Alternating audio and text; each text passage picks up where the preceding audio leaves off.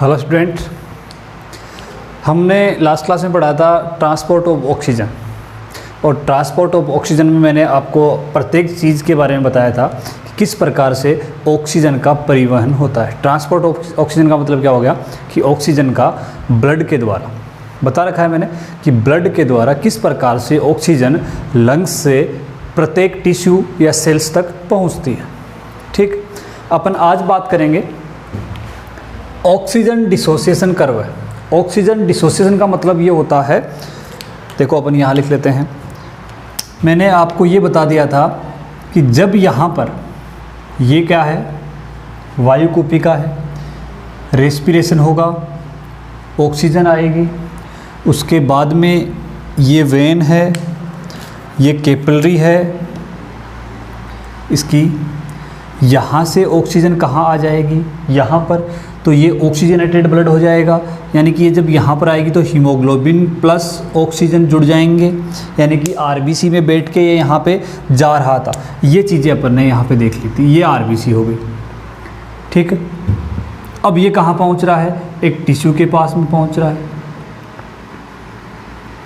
ये एक टिश्यू हो गया। ठीक है, जब ये आरबीसी यहाँ पर आएगी, ठीक है, ये लो, ये आरबीसी यहाँ पर आ गई। तो आरबीसी जब यहाँ पर आती है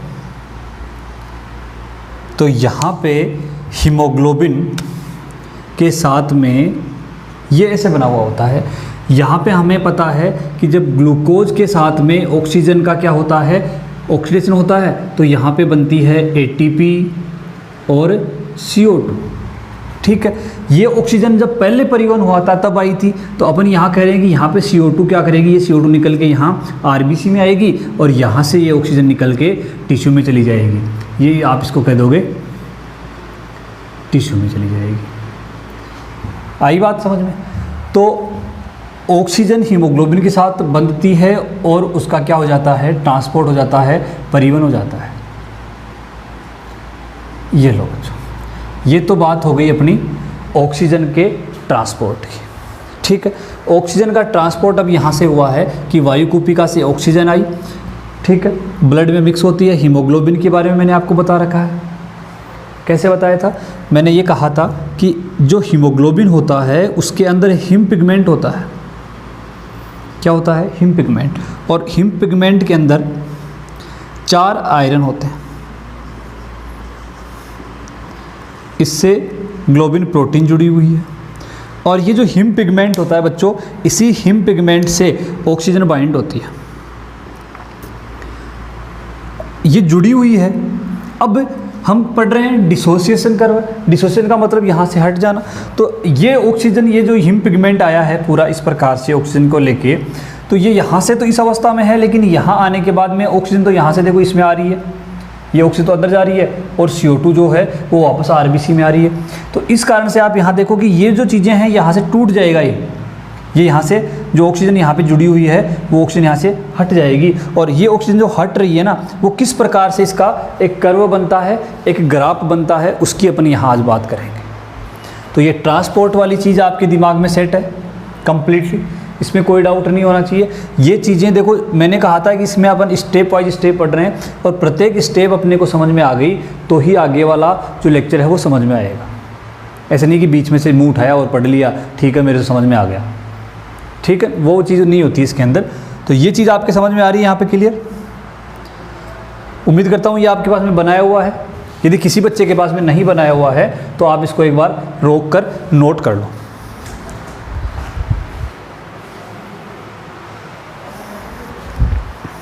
हाँ जी,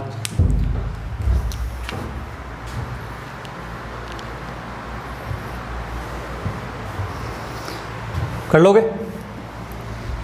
अब अपन बात करते हैं इस ग्राफ की, एक कर्व की।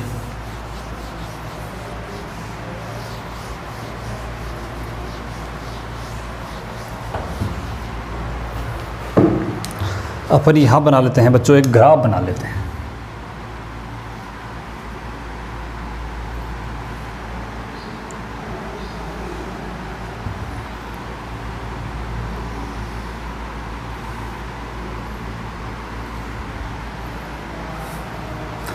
यहाँ पे अपन लिखेंगे पार्शियल प्रेशर ऑफ ऑक्सीजन। ठीक है, इधर लिख देता हूँ मैं प्रतिशत सैचुरेशन ऑफ हीमोग्लोबिन। ठीक है बच्चों, प्रतिशत सैचुरेशन ऑफ हीमोग्लोबिन। कुछ चीज़ें यहाँ पे आपको ध्यान रखनी है। देखो, मैंने आपको यहाँ इधर बना लेता हूँ मैंने आपको ये कहा था कि जो हिम पिगमेंट है, ध्यान से सुना इसको, ये जो हिम पिगमेंट है, इस हिम पिगमेंट में ये कुछ आयरन है, कुछ आयरन के मॉलिक्यूल हैं। ठीक, इसको मैं दो डायग्राम में लेके समझाऊंगा आपको। ये आयरन का पिगमेंट हो गया, यानी कि आप इस आयरन को फ्लोर मान सकते हो ऐसे। ठीक है,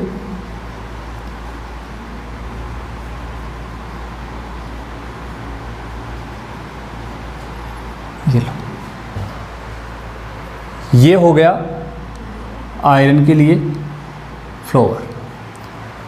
ठीक है, अब आप यहाँ पे देखो कि सेचुरेशन जो होती है, इसकी संतृप्तता बोलते हैं, हिंदी में बोलते हैं इसको संतृप्त होना।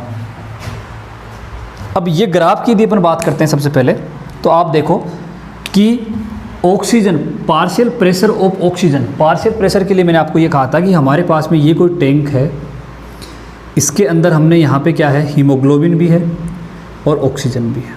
ठीक है, हीमोग्लोबिन भी है और ऑक्सीजन भी है। अब अपन यहाँ क्या कर रहे हैं, इसको ऊपर से प्रेशर लगा रहे हैं यहाँ पे।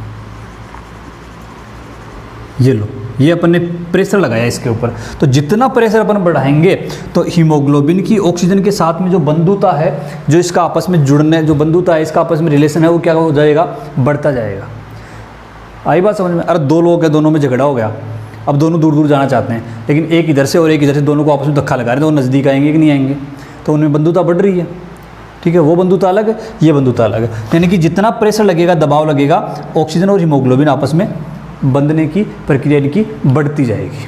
ठीक, तो अपन कह रहे हैं कि प्रेशर बढ़ेगा, ये इधर प्रेशर बढ़ रहा है और ये इधर संतृप्तता बढ़ रही है। तो अपन ये कह सकते हैं कि जितना प्रेशर बनेगा उतना ही हीमोग्लोबिन के साथ में ये सैचुरेशन बढ़ता जाएगा इसका। यही तो है ना। तो ग्राफ कैसे आएगा, ग्राफ आएगा इसका कैसे, एकदम सीधा ग्राफ। सही है क्या भाई? ऐसे अपन कह सकते हैं कि ये लो, यहाँ पे इतना है और यहाँ पे इतना है। जितना प्रेशर बढ़ेगा, ग्राफ यही आता है ना, ग्राफ तो बनाए रखे आपने। तो जितना, यानी कि किस प्रकार से प्रेशर बढ़ेगा उसी प्रकार से क्या होता है, संतृप्तता बढ़ती रहती है। तो ग्राफ क्या आ गया, एकदम सीधा कर्व। इसका कर्व क्या आ गया, एकदम सीधा आ गया। लेकिन ये यहाँ पे गलत बात है। अब कैसे गलत बात है वो मैं आपको यहाँ समझाऊंगा, इसीलिए कह रहा हूँ ढंग से इसको समझ लेना।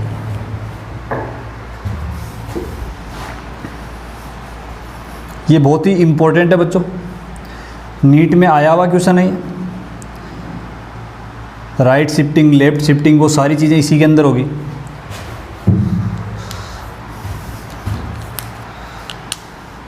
जिन बच्चों ने 11th में ढंग से नहीं पढ़ा था वो इसको ढंग से पढ़ लेना। कई 11th वाले बच्चे भी इस वीडियो को देखते हैं, है ना। देखो इसमें क्या हो रहा है बच्चों, अपन ये कह रहे हैं कि एक हिम पिगमेंट है और एक हिम पिगमेंट में 4 आयरन मॉलिक्यूल्स। चारों आयरन के जो मॉलिक्यूल्स हैं, ये चारों क्या करते हैं, ऑक्सीजन को बाइंड करने के लिए अपनी साइट रखते हैं। ठीक है, इनकी ये साइट है। अब देखो यहाँ पे अपने पास 2 कंडीशन है। एक तो साइट क्या होगी, ओपन होगी तो ऑक्सीजन जुड़ जाएगा, और क्लोज होगी तो ऑक्सीजन नहीं जुड़ पाएगा। ठीक है, तो यहाँ अपन कह रहे हैं कि जब पार्शियल प्रेशर यहाँ से स्टार्ट हो रहा है तो ये जो फ्लावर है ये बंद, अपन इस कह सकते हैं कि ये फ्लावर ऐसे बंद है। और बंद फ्लावर का मतलब साइट क्या है, क्लोज है।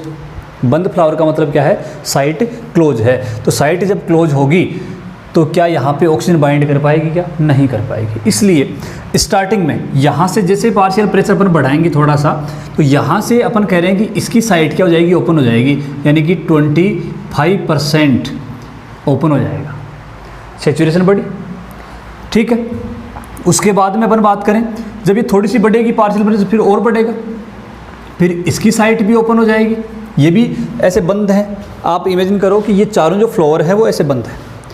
थोड़ा सा प्रेशर बढ़ाया, एक फ्लोर ओपन हो गया, उसके बाद थोड़ा सा प्रेशर और बढ़ाया, फिर दूसरा फ्लोर भी ओपन हो गया, जबकि ये नीचे वाले दोनों फ्लोर क्या हैं, क्लोज हैं, यानी कि साइट क्लोज है। दूसरा आप ऐसे कह सकते हो कि हीमोग्लोबिन जो है वो हस्बैंड है और ऑक्सीजन जो है वो क्या है, वाइफ है। ये समझ में आ जाएगा आपके, इसमें तो बड़ा गौर से सुनते हो तुम ऐसे। देखो कैसे भी करो समझ में तो आना चाहिए, और मेरा काम है आपके दिमाग में डालना इसको।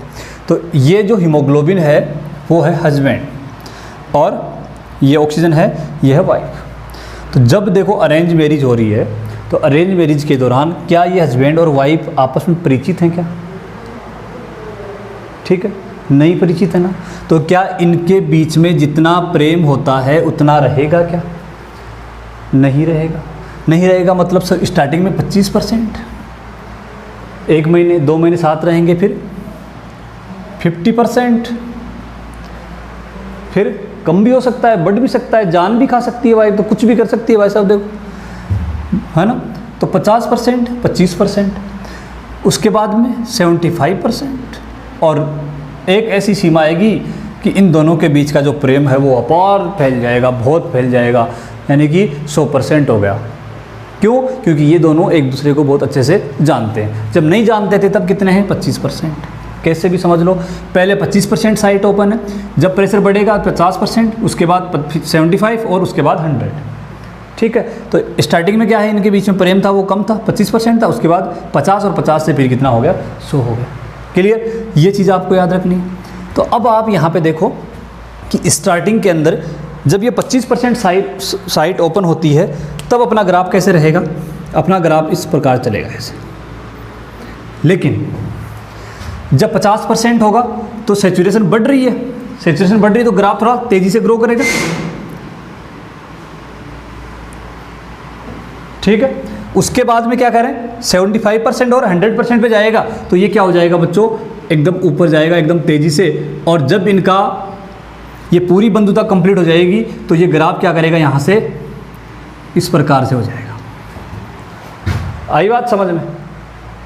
ये है पार्शियल प्रेशर ऑफ O2 और सैचुरेशन ऑफ हीमोग्लोबिन के बीच में बंधुता का कर्व, बहुत ही इंपॉर्टेंट है।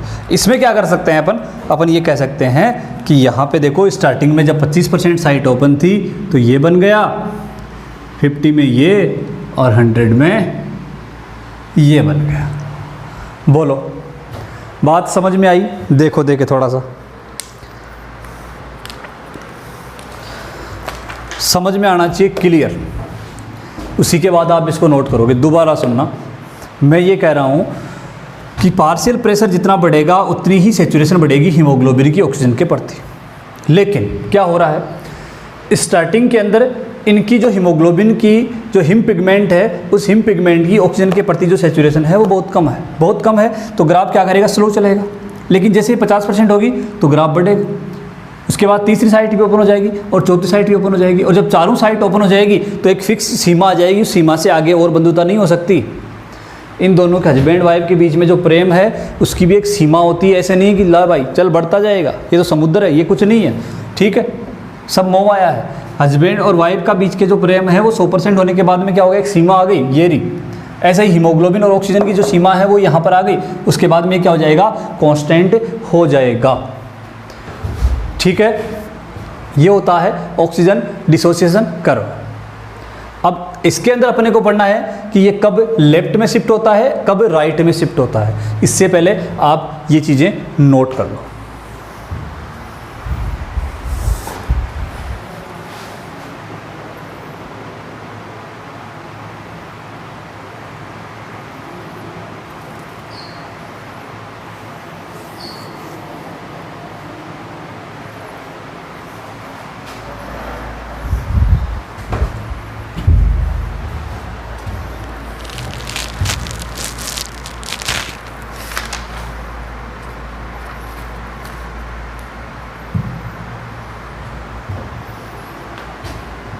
ठीक है,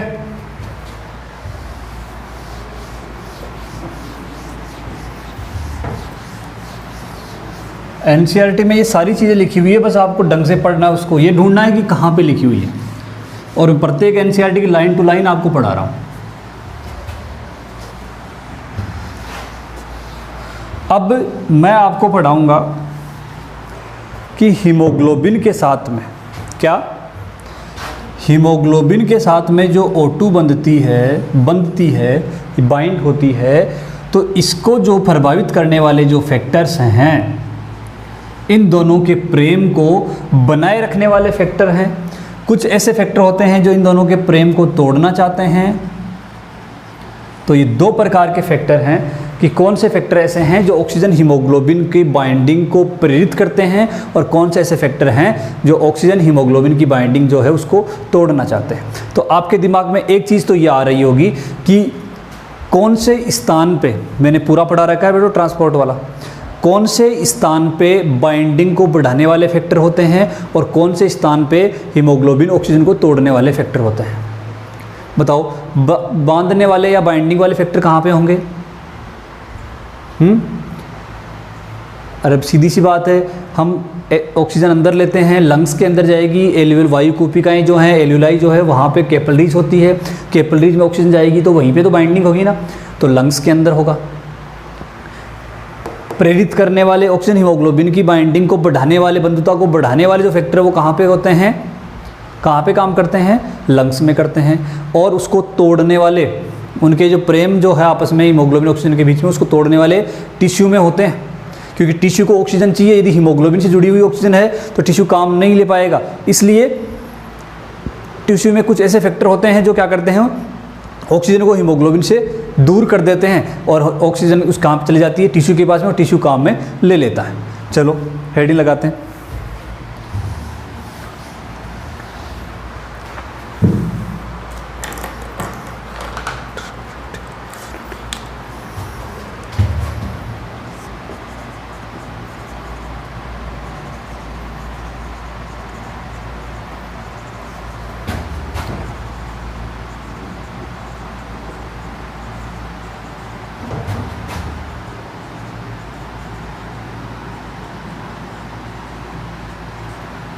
ये लो,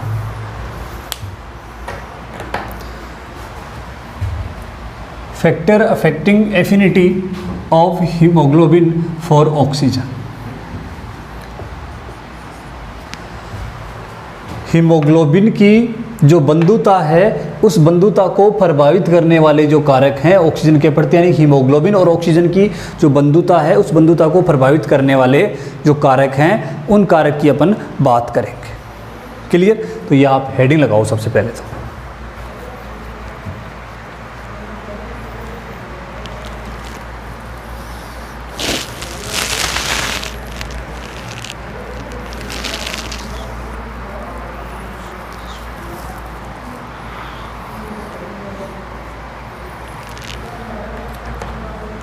लगाया? देखो,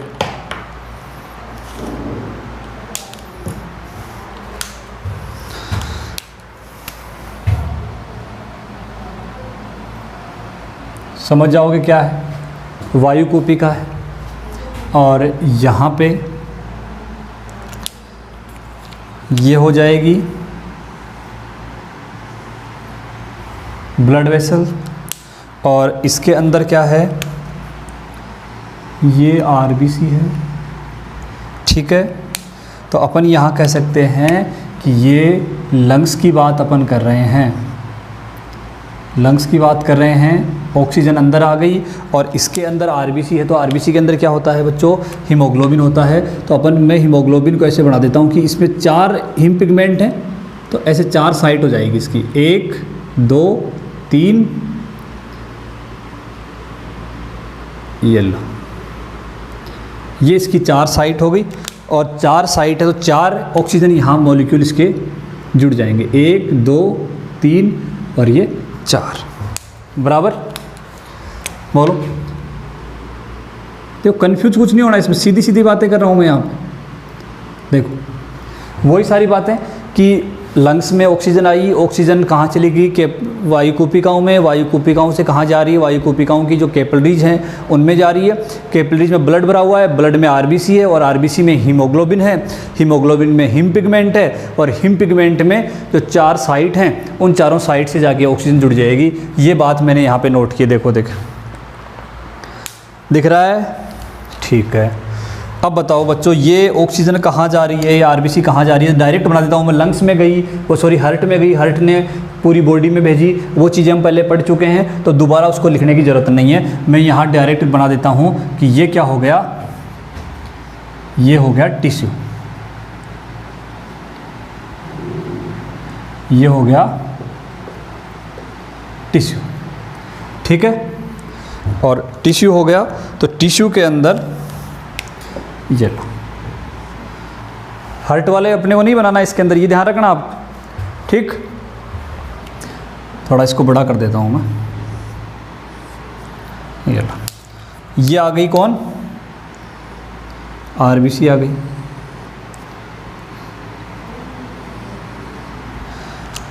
इस आरबीसी के अंदर क्या है? ये हिम पिगमेंट है और हिम पिगमेंट के पास में ये ऑक्सीजन जुड़ी हुई है, बोलो जुड़ी हुई है कि नहीं है? ठीक है। तो ये यहाँ से क्या होगा कि ये जो ऑक्सीजन है वो यहाँ से निकलेगी और ये यहाँ पहुँच गई ऑक्सीजन। और जब ऑक्सीजन, देखो यहाँ पे दो चीज़ें नोट करनी है आपको कि यहाँ ग्लूकोज है, उसके साथ ऑक्सीजन जुड़ेगी, जुड़ने के बाद में एटीपी बनेगी, एटीपी के साथ में CO2 बनेगा। जब यहाँ पे मेटाबॉलिक जो रिएक्शन होती है, क्या होती है? उपापचयी क्रियाएं, मेटाबॉलिक रिएक्शन जो होती है, उस मेटाबॉलिक रिएक्शन से टेम्परेचर क्या हो जाता है बच्चों? टेम्परेचर बढ़ता है। तो कुछ चीज़ें मैं यहाँ नोट कर देता हूँ, टिक कर देता हूँ। एक तो हो जाएगा CO2, एक हो जाएगा आपका टेम्परेचर। तो अब देखो CO2 यहाँ से निकलेगी और CO2 यहाँ से निकल के सीधी कहाँ पहुँच जाएगी बच्चों? वापस ब्लड में हीमोग्लोबिन के पास में पहुँच जाएगी। आई बात समझ में? ये चीज़ दिख रही है आपको? बोलो, अरे बोलो, ये समझ में आया कि ऑक्सीजन जाके क्या काम कर रही है और CO2 वापस यहाँ पे हमारे पास में आ रही है। बोलो, ठीक है। अब देखो, एक चीज़ आपको ये देखनी है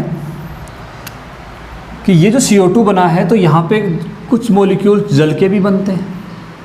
अब मैं बता देता हूँ आरबीसी की कहानी। यहाँ पे नोट करोगे क्या इसको? एक बार पूरा सुन लो, उसके बाद कर लेना, पूरी बातें आप इसकी सुनो। अब आरबीसी के अंदर जो कहानी होती है वो एक बड़ी आरबीसी बनाएंगे पहले। यहाँ पे ये लो, इस आरबीसी में क्या हुआ? CO2 आई, H2O आया, H2CO3 बन गया, H2CO3 आयन बनेगा। उसके बाद में क्या होगा? H+ आयन यहाँ से रिलीज होंगे, H+ आयन यहाँ से रिलीज होते हैं तो क्या हो जाएगा? HCO3, ठीक है। ये बन गया यहाँ पे। और सीधी सी बात है, यहाँ पे जो चीज़ें मैं आपको यहाँ दिखा रहा हूँ वो है हाइड्रोजन आयन का रिलीज होना, हाइड्रोजन आयन का रिलीज होना। तो यहाँ आरबीसी के अंदर आपको याद रखना है कि ये हाइड्रोजन आयन की यहाँ से जो नंबर ऑफ हाइड्रोजन आयन है वो बढ़ जाएंगे।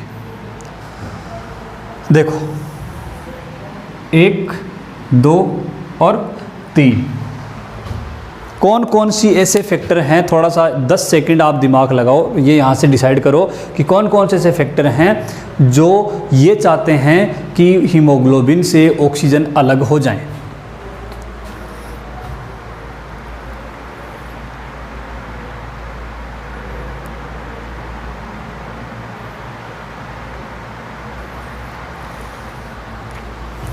बोलो, बता रहे हो क्या? सुनो इधर, एक तो हो गया, पहला हो गया आपका CO2। कुछ फैक्टर मैं यहाँ नोट करता हूँ।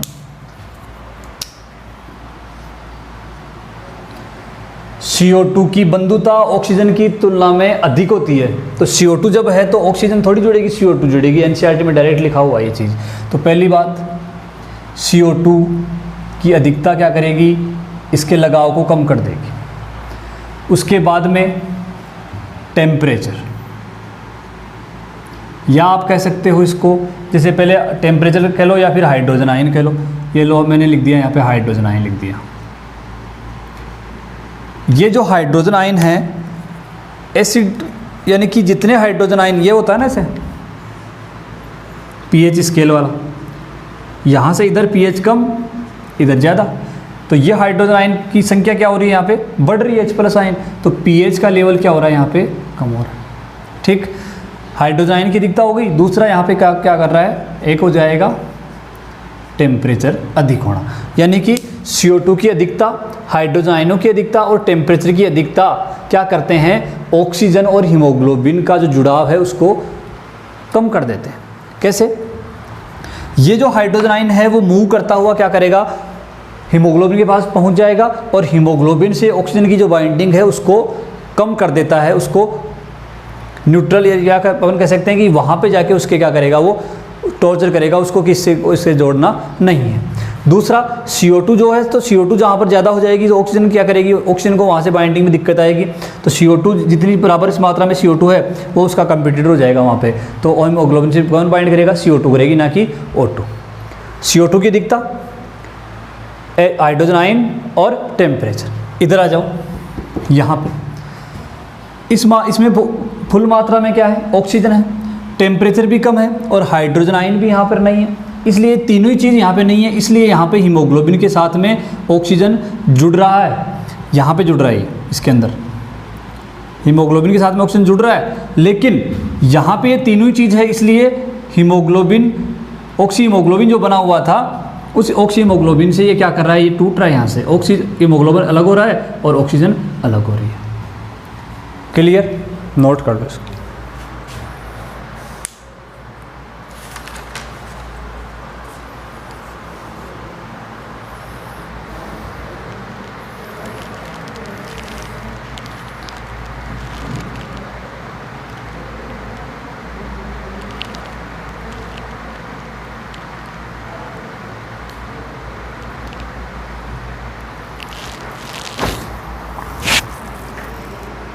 नोट कर लिया इसको,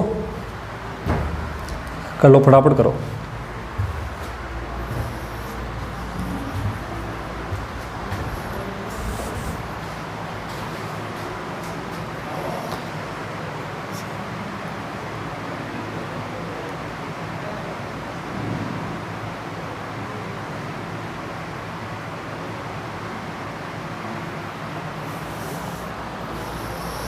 इसके बाद में अपन यहाँ बात करते हैं कि टिश्यू में जो कर्व अभी हमने पढ़ा था, उस कर्व में राइट शिफ्टिंग और लेफ्ट शिफ्टिंग है, बहुत ही इंपॉर्टेंट है, और ये चीज़ अपन यहाँ पढ़ेंगे।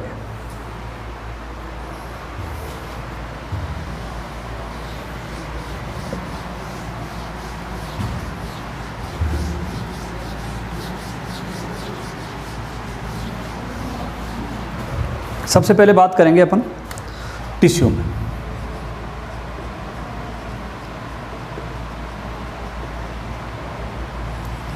इन टिश्यू कौन कौन सी चीज़ें हैं जो टिश्यू में बढ़ी हुई है, बोलो। नंबर 1, CO2 की कंसंट्रेशन बढ़ी हुई है, हाइड्रोजन आयन यहाँ बढ़े हुए हैं और टेम्परेचर यहाँ पे बढ़ा हुआ है। बहुत ही काम की चीज़ मैं आपको यहाँ बता देता हूँ। ये दो जो फैक्टर हैं, हाइड्रोजन और H+ आयन, इसको बोलते हैं बोहर इफेक्ट।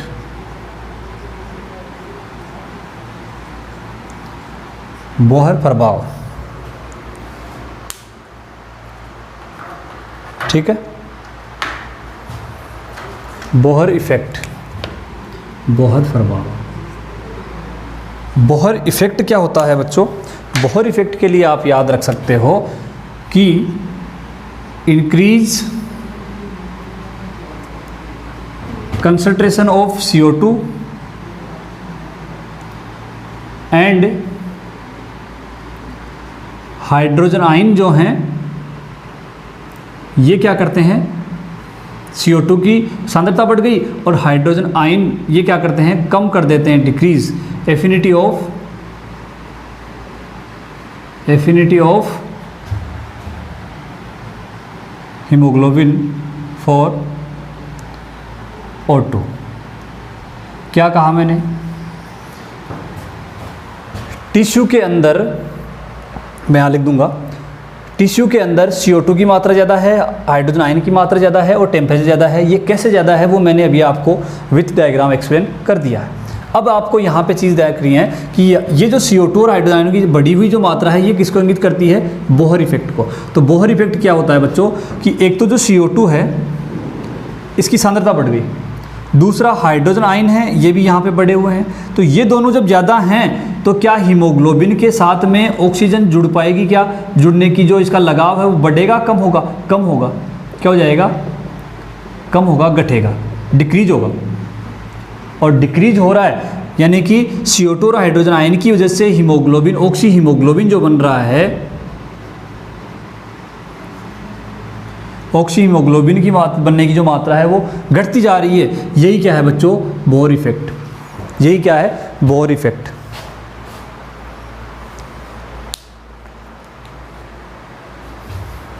नोट कर लो इसको, ये बोहर इफेक्ट करके नोट कर लेना। उसके बाद अपन ग्राफ की बात करते हैं।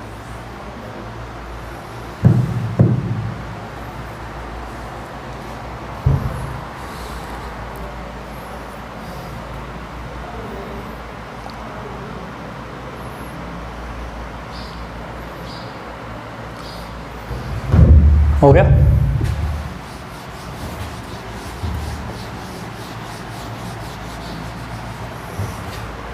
ग्राफ बनाते हैं।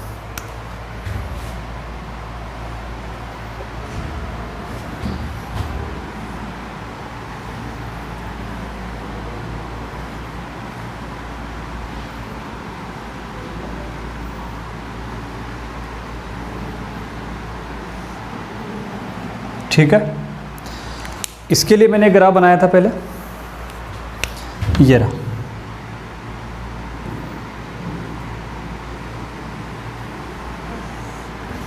इसको आपने कहा था, क्या कहा था बच्चों?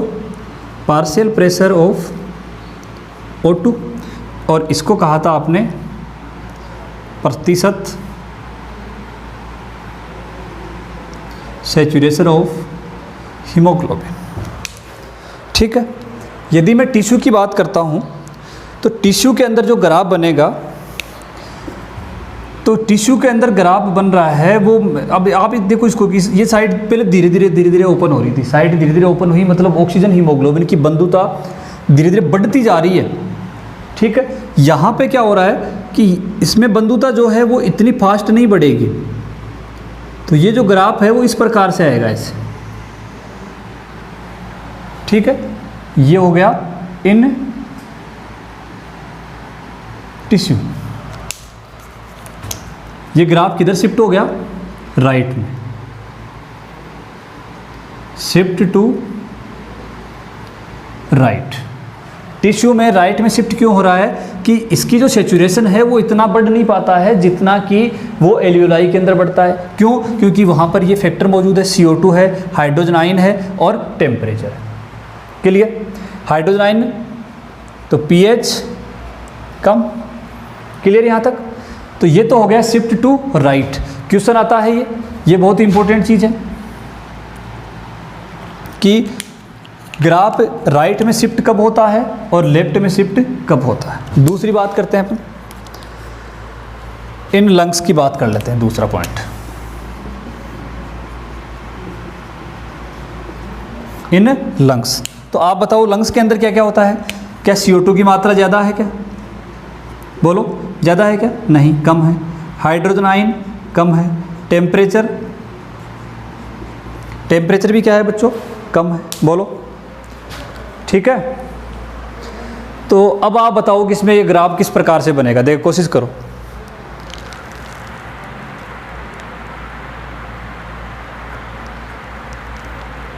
बोल दो, नहीं बोलोगे क्या? देखो, जब ये फैक्टर मौजूद होते हैं बेटा और ये, तो तो ये पार्शियल प्रेशर, देखो ये लेफ्ट राइट वाला लफड़ा आपको याद जैसे नहीं रखना है कि आप इसको रट्टा मार लो, रट्टा नहीं मारना है, अपने को समझना है। देखो सब एकदम इक्वल पार्शियल प्रेशर है। इक्वल पार्शियल प्रेशर में टिश्यू में भी वही काम हो रहा है और लंग्स में भी वही काम हो रहा है। हो सकता है ये ग्राफ मैंने कैसे खींचा है ये आपके समझ में नहीं आया, लेकिन अब मैं दोनों में तुलना करके यहाँ ग्राफ खींच रहा हूँ, वो समझ में आ जाएगा। वो समझ में नहीं आए तो आप एक बार दोबारा पूछ लेना। देखो टिश्यू के अंदर ये फैक्टर मौजूद हैं, लंग्स के अंदर ये फैक्टर मौजूद है। मैंने आपको कहा था कि कौन से फैक्टर हैं जो ऑक्सीजन को हीमोग्लोबिन से जुड़ने से रोकते हैं। ठीक, पार्शियल प्रेशर वही है, इस चीज़ को कम करते हैं, बढ़ाते हैं ये फैक्टर। टिश्यू में क्या करते हैं, इसको कम कर देंगे, जबकि लंग्स में इसको बढ़ा देंगे। बढ़ा देंगे तो ग्राफ तेज़ी से ऊपर जाएगा, और नहीं बढ़ाएंगे उसको कम करेंगे तो वो ऊपर नहीं जाएगा, नीचे रह जाएगा। तो ये तो एक बैलेंस हो जाएगा ना, ये चीज़ हमने पढ़ रखी। अब यहाँ पे क्या हो रहा है, देखो कि ये सारी चीज़ें हैं, तो इक्वल जो पार्शियल प्रेशर होता है, उस इक्वल पार्शियल प्रेशर के अंदर ये जो फैक्टर हैं ये सैचुरेशन को बढ़ा देते हैं। अपन ये कह सकते हैं कि इक्वल पार्शियल प्रेशर है O2 पर, इक्वल पार्शियल प्रेशर के ऊपर क्या करेंगे, लंग्स में, इन लंग्स ऑक्सीजन की हीमोग्लोबिन से जो बाइंडिंग है वो बढ़ जाती है। लेकिन जबकि उसी इक्वल पार्शियल प्रेशर में इन टिश्यू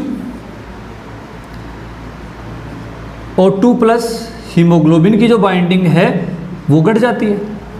भाई ऑक्सीजन तो वहाँ पर भी तो मौजूद है ना, ऐसे थोड़ी कि वहाँ पे ऑक्सीजन है ही नहीं।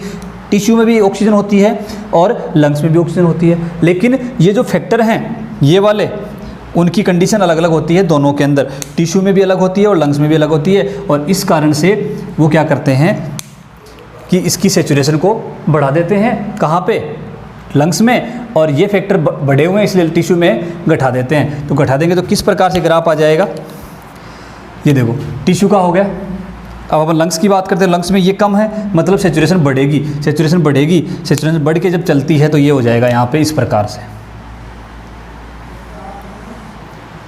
ठीक है, ये किसकी बात हो गई बच्चों, ये graph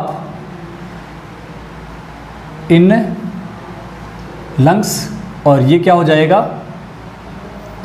shift to left, shift to left. ये लो, ये तो बात हो गई लंग्स की, और ये बात हो गई टिश्यू की। ये जो मेन ग्राफ हमने बनाया था, बोलो दोबारा सुनना। लंग्स के अंदर और टिश्यू के अंदर जो फैक्टर हैं, वो जो बंधुता के जो फैक्टर हैं वो ये फैक्टर होते हैं। अब टिश्यू के अंदर ये फैक्टर बढ़े हुए थे, क्यों, क्योंकि वहाँ पे ऑक्सीजन जाके हीमोग्लोबिन से अलग हो जाती है, वहाँ एटीपी बनती है, इसलिए CO2 बनेगी, जल वहाँ पे बन रहा है, टेम्परेचर वहाँ बढ़ेगा। ऐसा काम लंग्स में नहीं है, ऐसा काम लंग्स में नहीं है। इसका मतलब ये सारी चीज़ें वहाँ पे रिवर्स होगी, उल्टी होगी, विपरीत होगी और विपरीत होगी। इसलिए यानी कि ये जो फैक्टर यानी कि CO2 जितनी कम होगी उतनी ऑक्सीजन की बंधुता ज़्यादा होगी।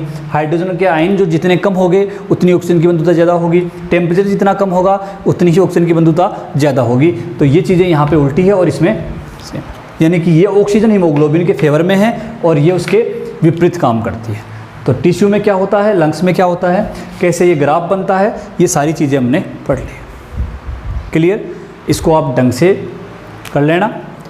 ये अपना टॉपिक बहुत ही इंपॉर्टेंट है और इसको ढंग से नोट्स इसके बना लेना। थ्योरी इसमें कुछ भी नहीं है, इसलिए आप क्या करना, जैसे जैसे मैंने इसमें आपको समझाया है, आज तो याद रह जाएगा, 2 दिन याद रहेगा, 3 दिन याद रहेगा, लेकिन बाद में 10 दिन बाद में आप भूल जाओगे। इससे बेटर ये रहेगा कि जो बातें मैंने आपको बताई कि CO2 कैसे करती है, हाइड्रोजन कैसे बना था, टेम्परेचर कैसे इंक्रीज हुआ है, तो जहाँ जहाँ आप डायग्राम बना रहे हो उसके पास में आप छोटे छोटे नोट्स लिखते रहो, यानी कि अपनी खुद की लैंग्वेज में उसको पूरा कवर कर लो ताकि ये आपका पॉइंट क्लियर हो जाए। ठीक है बच्चों, आज की क्लास ख़त्म। Thank you.